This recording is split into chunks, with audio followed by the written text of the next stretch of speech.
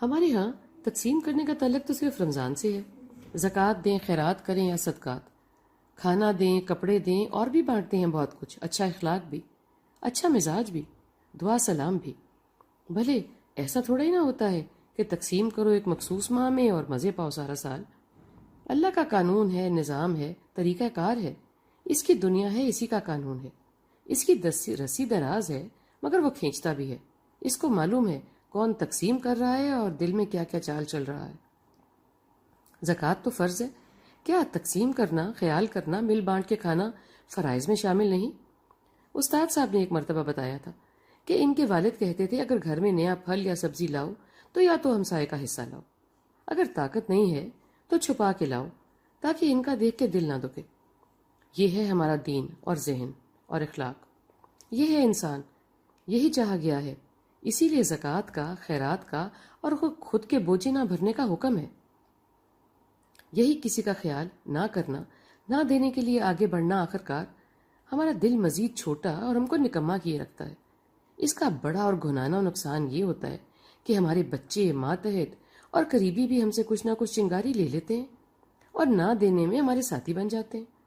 جیسے ہماری اچھی بات یا مشورہ یا کاوش ہمارے لیے صدقہ جاریہ بنتی ہے، ایسے ہی ہمارے گھنونے اقدام ہماری دنیا اور آخرت کی رکاوٹ بنتے ہیں۔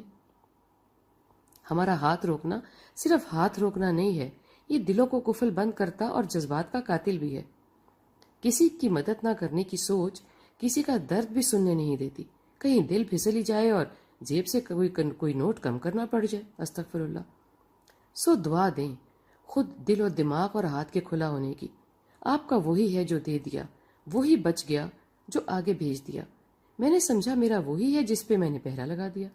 اکثر ایسا بھی ہوتا ہے، جو تقسیم سے بچ گیا وہ کسی کے کام نہیں آیا، میرے اور میرے بچوں کے بھی، استغفر اللہ۔ یہ بھی سچ کہا جس نے بھی کہا۔ وہ کہانی یاد ہے نا، لکڑی کے گٹھے والی؟ نہیں ہے تو بتاتے چلو۔ ایک بزرگ نے خود کے بیٹوں کو کہا کہ ایک ایک لکڑی لے آئیں۔ وہ لے آئے تو ان کا ایک گٹھا بنایا رسی سے باندھ کے، پھر ایک ایک سے کہا کہ اس کو توڑیں، تو ظاہر ہے کہ نہیں ٹوٹی۔ اس کے بعد بابا جی نے وہ گٹھا کھولا اور ایک ایک لکڑی سب لڑکوں کو پکڑا دی اور کہا کہ اب توڑو، اور یہ بھی ظاہر ہے کہ وہ جلدی ٹوٹ گئی۔ اس سے وہ لڑکے تو شاید سیکھ ہی گئے، مگر ہم کیا سیکھتے ہیں؟ کہانی سنتے ہیں، سناتے ہیں اور امید رکھتے ہیں کہ مجھے سنانے والا اور مجھ سے سننے والا عمل کرے۔ میں ہوا پردھان منتری، اس لیے میرے لیے اللہ سونے کا قائم کرتا نظام الگ ہے۔ بھلا ایسا تھوڑا ہی نہ ہوتا ہے، اس کی بارگاہ میں ایک ہی نظام رائج ہے ہر کے لیے، اور میں بھی اس میں شامل باجا ہوں۔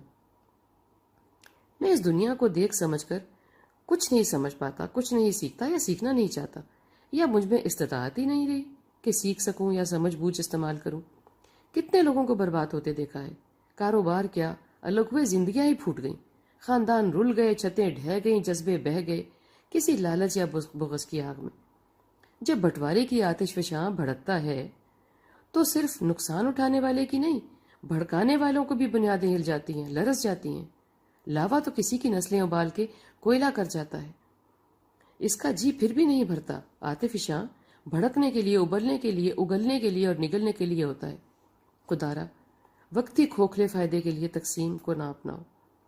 کوئی وعدہ تو اس رمضان وفا کر جاؤ، کسی ٹوٹے ہوئے کو آج ایک آواز تو دو۔ وہ قریب کے آسمان پہ کھڑا کہہ رہا ہے کوئی مانگنے والا کہ میں نوازوں؟